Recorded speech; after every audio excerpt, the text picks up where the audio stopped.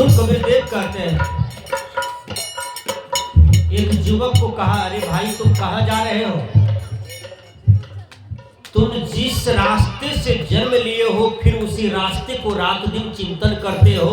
कबीर साहब ने कहा, इसी वासना के चलते तुम्हें बार बार जन्मना होगा और बार बार मरना होगा।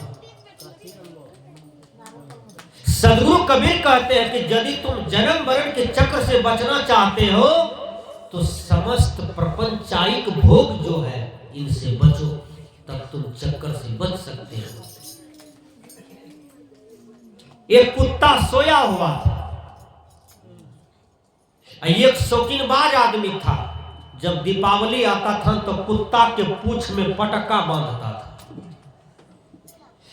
तब उसको रकम से अग्नि लगा दे उसमें, कुत्ता भागे इधर फटाफट हुए। जो कुत्ता उछले तो वहां से देखिए कैसा आदमी था। वही आदमी किया कुत्ता से मजाक करता था, हाथ में लाठी लिया, कुत्ता सोया हुआ था, पड़ापर लाठी मारा कान में, कुत्ता को घाव हो गया, जिंदे पिल्लू हो गया कुत्ता को। कुत्ता किसी के द्वार देहरी पड़ जाए, कुत्ता रोए चिचियावे भूखे, कुत्ता मर गया। कुत्ता जाकर के राम भगवान के यहाँ केस कर दिया उसी आदमी को। भगवान राम ने कहा, कुत्ता तुम्हारा रिजल्ट यही है कि तुम जो केस हमारे पास किए हो यह वर्तमान जन्म का तुम्हारा दोष नहीं है। कहा तब? कहा 1000 जन्म पूर्व तुम भी एक आदमी था, तुम भी उस आदमी के साथ इसी तरह से दुष्कर्म किया था। जो कर्म आज तुम्हारे साथ घटित हुआ, यही कर्म तुम 1000 जन्म पीछे पहले पाप किया था, वो तुमको भोगना पड़ रहा है।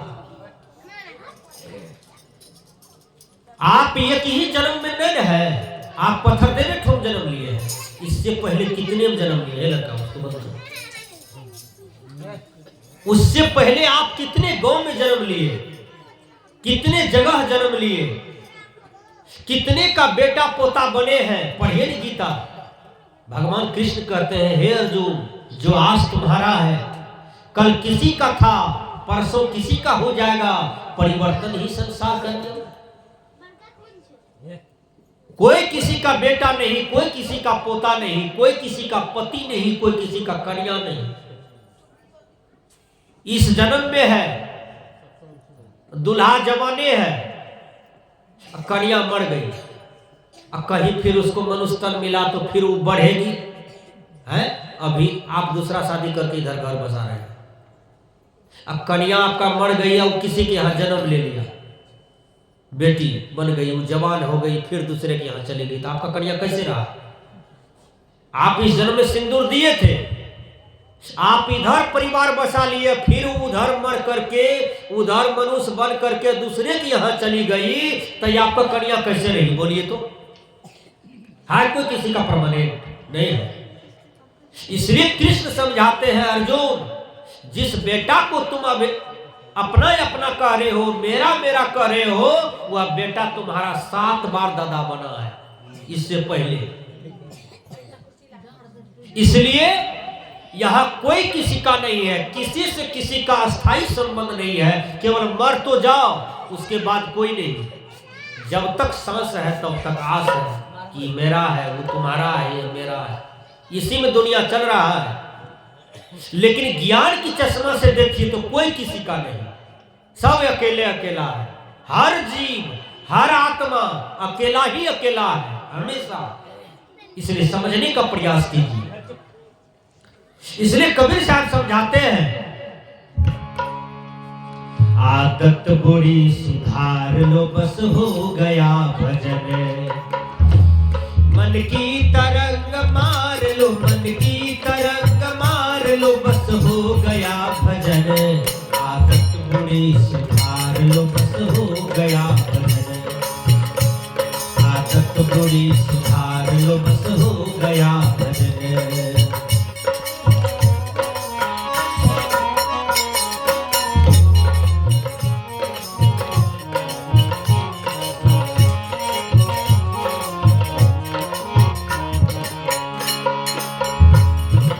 आए हो तुम कहाँ से, अब जा रहे कहाँ।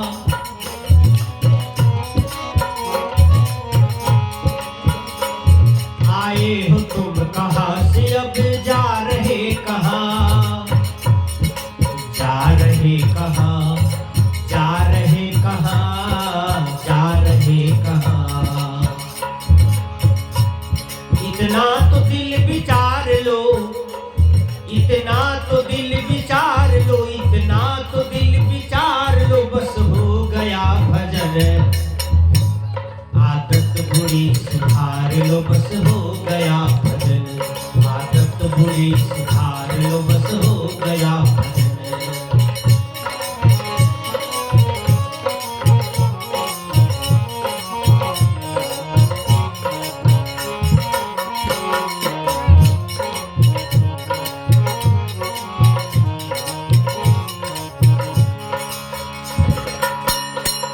कोई तुझे बुरा कहे तो सुन कर क्षमा।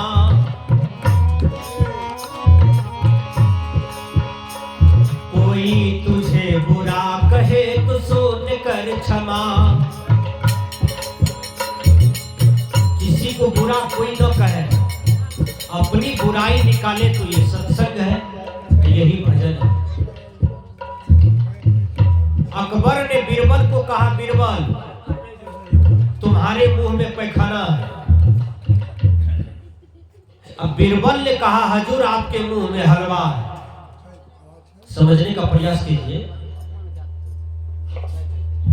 अकबर ने बीरबल को कहा, बीरबल तुम्हारे मुंह पैखाना है। तो बीरबल ने कहा, हजूर आपके मुंह में हलवा है। कहा ये तालमेल सेटिंग नहीं हुआ जी। हम तुमको 1 किलो गाली दिए हैं तो तू 2 किलो से समझौता करेगा। हम तुमको 1 किलो वाली बात बोले हैं तो तुमको 5 किलो वाली बात बोलना चाहिए, तब न कटाना होगा। हम तुमको बोलते हैं तुम्हारे मुंह में पैखाना है तो तुम कहते हो हजूर आपके मुंह में हलवा है। ये तालमेल सेटिंग नहीं हुआ। अकबर चले गए, सिंहासन पर बैठ गए, बड़े बड़े मंत्री था।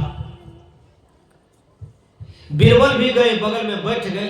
अकबर कहते हैं, हाँ बीरबल आप बोलो, तुम क्यों कहा हजूर आपके मुंह में हलवा है। तुमको भी गंदा बात बोलना चाहिए, हम तो गंदा तुमको कहबे किए थे। तब बीरबल समझाते हैं, हजूर आप बोले कि बीरबल तुम्हारे मुंह में पैखाना, हम बोले आपके मुंह में हलवा, इसका कारण क्या है जानते हैं आप? क्या समझा दो। का इसका मतलब हुआ कि आपके नजर में हर जगह पैखाना ही पैखाना है, इसलिए आपको पैखाना दिखाई पड़ा। हमारे नजर में हर जगह हलवा ही हलवा है, हमको पैखाना दिखाई कहीं नहीं पड़ता। तो विचार कीजिए, अपनी दृष्टि को साफ कीजिए। एक आदमी हमको कहा, बाबा वो देखिए मेरा भाई आ रहा है।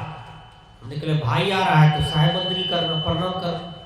कहने लगे हम रास्ते को छोड़ के भाग जाते हैं, भाई को हम देखना चाहते नहीं है।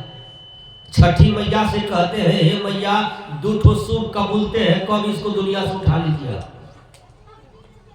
अपना बड़े भाई को विचार कीजिए। अब भरत ने बड़ा भाई के खराम को कपार पर लिया, जाके सिंहासन पर रख दिया, उसका पूजा किया।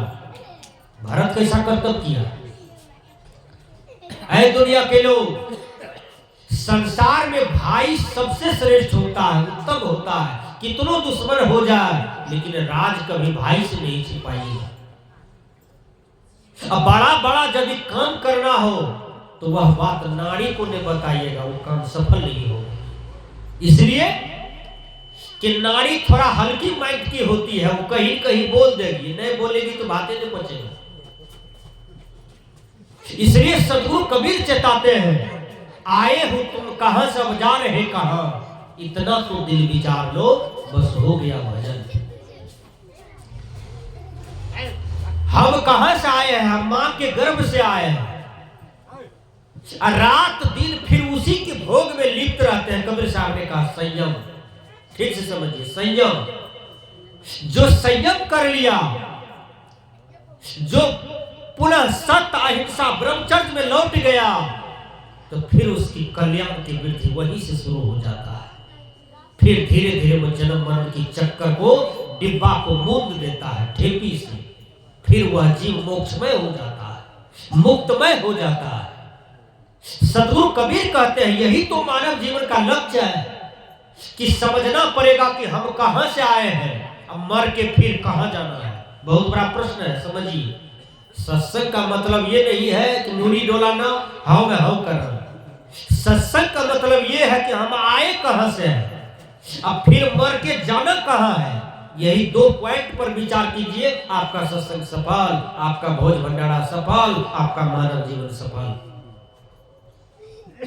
हम मां के गर्भ से आए हैं, यह परम सत्य है। अब मर के कहां जाएंगे, इसका समाधान हर आदमी अपने आप में लीजिए।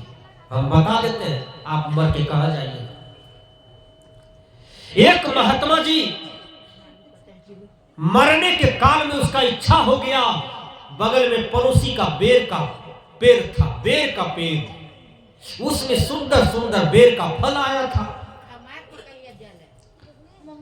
और बेर का जो फल आया था वो पका पका हुआ था फल, और बेर चमक रहा था पीला कलर में। वो तो मरने वाला था, आवाज बंद हो गया, बोली लटपटा गया और पड़ा हुआ था। लेकिन दिमाग में आया, मन में आया कि कोई एक आदमी यदि हमको बेर खिला देता तो मैं मर भी जाता तो मेरा आत्मा नहीं कलपता। लेकिन मुंह में न शब्द है, न भाषा है, न बल है जो कह भी देता, न लिख पाता, सब चीज प्रकृति ने छीन लिया। लेकिन मन में आया, वो आदमी जब मर गया तो वासना देखिए उसको कहां ले जाता है।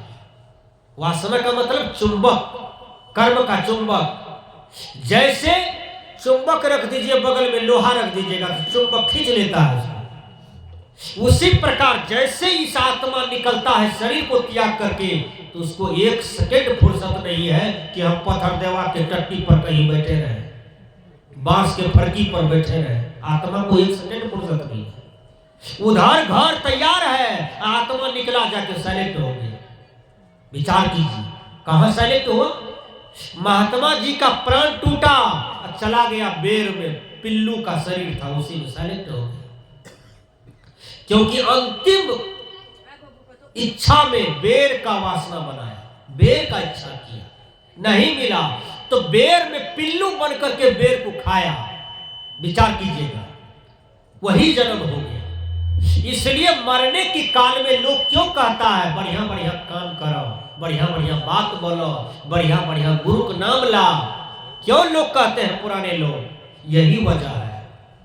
इसलिए मरने के काल में आदमी का जैसा चिंतन होता है उसी योनि में वह चला जाता है। सदगुरु कबीर कहते हैं भैया सब लोग,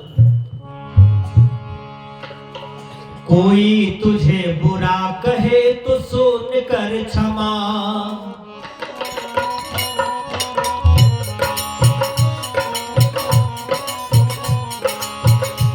वाणी कसर संभार लो, वाणी कसर संभार लो, बस हो गया भजन, आदत बुरी सुधार लो, बस हो गया भजन, आदत बुरी सुधार लो, बस हो गया भजन।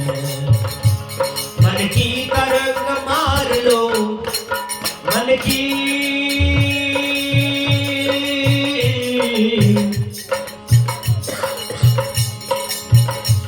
मन की तरंग मार लो, मन की तरंग मार लो, बस हो गया भजन, आदत बुरी सुधार लो, बस हो गया भजन।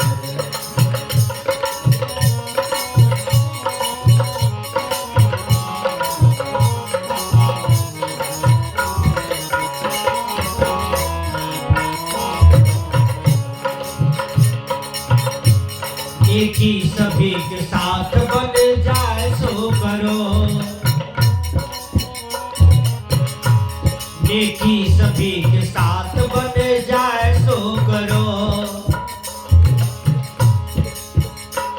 मत सिर बदी का भार लो, मत सिर बदी का भार लो, बस हो गया भजन, आदत बुरी सुधार लो,